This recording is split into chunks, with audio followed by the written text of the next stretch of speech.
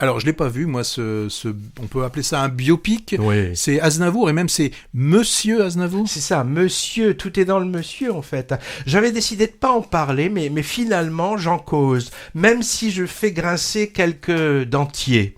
Alors, les biopics, raccourci pour Biographic Picture, appliqué aux icônes de la musique, c'est un genre... Il parle bien, hein. Biographic Picture, c'est un genre cinématographique en soi, et ça ne fait pas toujours de bons films. C'est souvent soit rempli de dévotion, des exercices hagiographiques en général adoubés, voire supervisés par les artistes eux-mêmes, leur famille ou les ayants droit, où on ne parle guère des choses qui fâchent, ou alors au contraire ça donne des mélos où on s'appesantit sur la vie intime plus ou moins romancée au glauque de la star, au détriment de son parcours artistique. Spécialité largement anglo-saxonne, hein.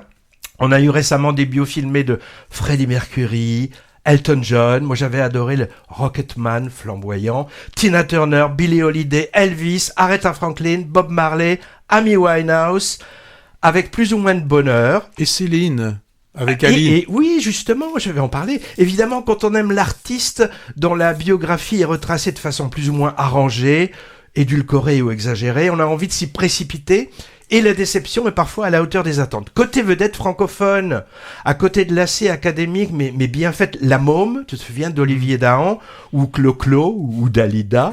Ou Podium aussi. On peut louer l'originalité de perles décalées qui subliment leur sujet, comme le Barbara de Mathieu Amalric, oui, ou Gainsbourg, Une vie héroïque de Johannes Farr, et aussi Aline, biopic déguisé de et avec Valérie Mercier. Alors, avec le monsieur devant Aznavour, le ton de déférence du film est donné, hein. On soupçonne bien qu'on aura affaire à un exercice d'admiration respectueux, sans réel point de vue personnel de la part du duo de réalisateurs fans. Il s'agit de Fabien Marceau, autrement dit Grand Corps Malade, et Mehdi Idir. Moi, je connais pas leur travail filmique précédent, hein. J'en ai entendu parler. Ils ont 2 longs métrages ensemble. C'est Patient et La vie scolaire, mais j'ai pas vu.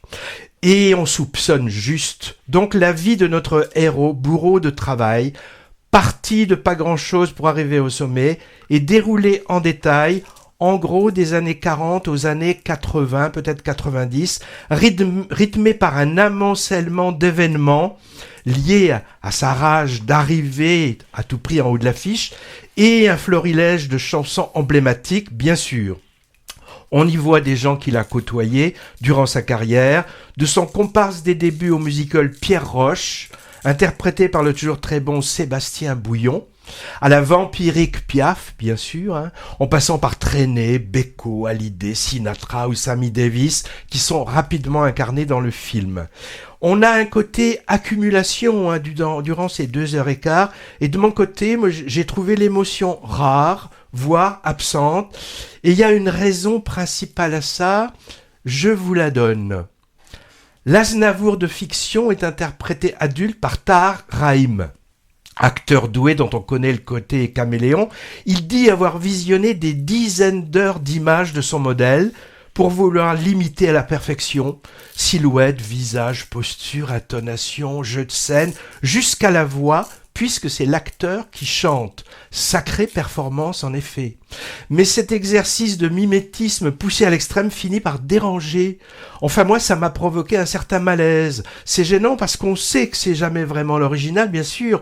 On voit un sosie, et cette gêne que provoquent les sosies, moi je l'ai ressenti, hein. J'ai même eu parfois la désagréable impression d'assister à du morphing électronique entre le visage de l'acteur et son modèle. Je sais pas s'ils sont allés jusque-là ou même si des postiches ont été utilisés, mais l'effet factice est bien là. Et le film se tire un peu une balle dans le pied, puisqu'il se termine par des extraits documentaires avec des images du vrai Aznavour pendant sa période d'engagement humanitaire pour l'Arménie. Alors ces moments de réalité qui se glissent dans un récit fictif, habitude de plus en plus courante, hein, qu'on déplore, enfin que je déplore, hein, arrivent comme supplétifs, sorte de béquille à la fiction, mais en fait ça la tue. Ou du moins ça la dévalue à mon sens, hein. La carrière de l'artiste au cinéma est un peu zappée, c'est dommage, hein, parce que j'ai regardé, il a eu rarement des grands rôles, mais il a tourné avec une paillassée, comme on dit, de metteurs en scène français. D'ailleurs, actuellement, il est ressorti ou va ressortir Tiré sur le pianiste. Ouais, Truffaut. Le film de Truffaut. Et Mocky, Truffaut, Caillac, Verneuil, Duvivier, Lelouch, Chabrol, etc., etc. Bon, on l'a compris, le mythe du modeste artiste arrivant à force de talent et de persuasion au statut de star international humaniste n'est pas écorné.